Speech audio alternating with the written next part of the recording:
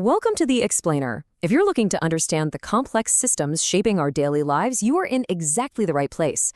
Today, we're exploring the hidden mechanics behind something you probably look at every single month, your water bill.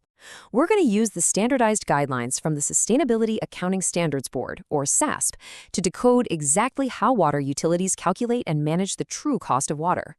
So, I want you to consider a central tension every single time you turn on your faucet at home.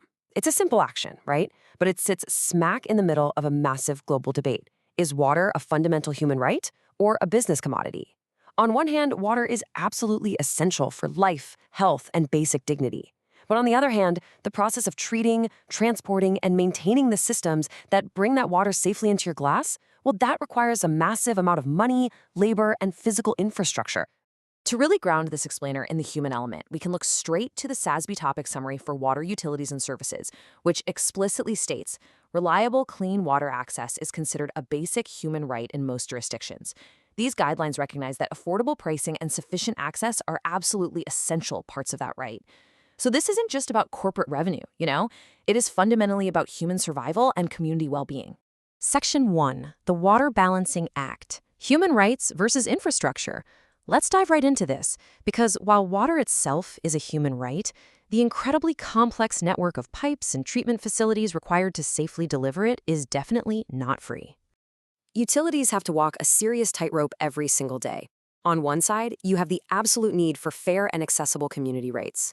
If a utility implements pricing that inhibits access to water through prohibitive costs, they're going to face immense community opposition and, frankly, fail in their mandate to provide a basic right. But then consider the other side, adequate infrastructure funding. We're seeing widespread underfunding of water infrastructure in a lot of regions right now.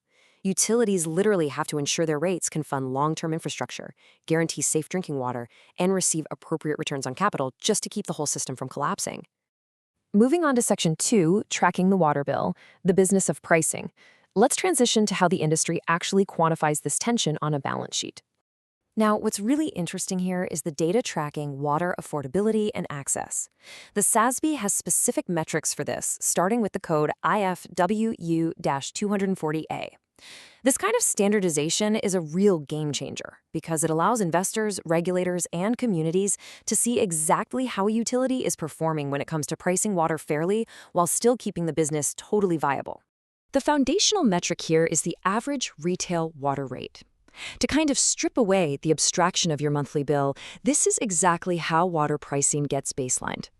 A utility calculates this by taking the total revenue directly resulting from the water they deliver, and then dividing it by the corresponding amount of water delivered, specifically measured in 1 cubic meter increments. It gives us a crystal clear picture of the true cost of a drop. But, of course, utilities don't just charge one flat rate to everyone across the board. The SASB standard actually requires them to disclose this average retail water rate separately across 3 specific customer types: residential, commercial, and industrial.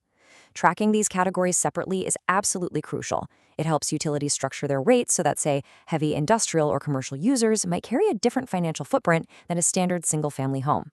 This careful categorization ensures utilities get those necessary returns on capital from large-scale operations, all while working to maintain fair, accessible pricing for everyday residential households.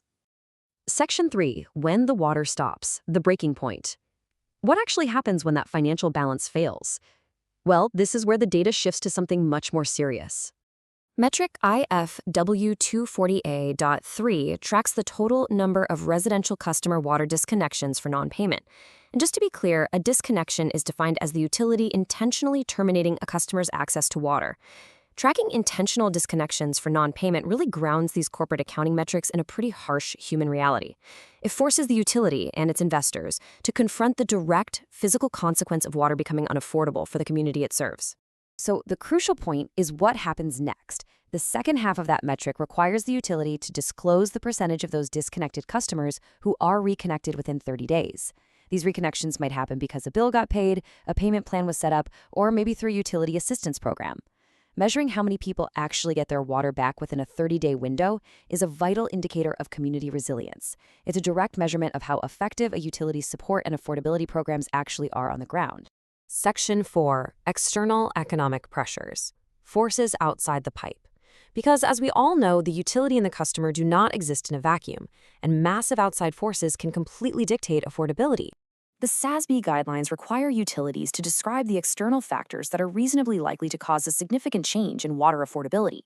We're talking about things like geography, climate, extreme weather events, and shifting regulations. Just think about it. A single unexpected freeze or prolonged drought can instantly tip the scales, driving up infrastructure costs almost overnight, which inevitably drives up your rates. And out of all those external pressures, local economic conditions are perhaps the most deeply felt. Utilities are specifically guided to look at median household income, poverty rates, and employment rates in their service territory. This connects those broad, sweeping external pressures directly back to your own community. A utility has to understand that an economic downturn, a spike in local poverty, or a drop in employment directly and immediately impacts a customer's ability to pay their bill, regardless of what the actual water rate is. Section 5, the path forward, securing the balance. Bringing things back to our central balancing act, how does tracking all of this actually help us secure a sustainable future? Really, it all comes down to collaboration and transparency.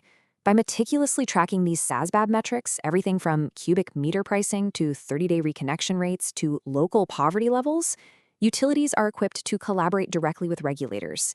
Together, they can structure rates that avoid prohibitive costs that would inhibit human access, while simultaneously ensuring the physical infrastructure isn't so underfunded that it jeopardizes the safe drinking water and wastewater treatment we literally all rely on.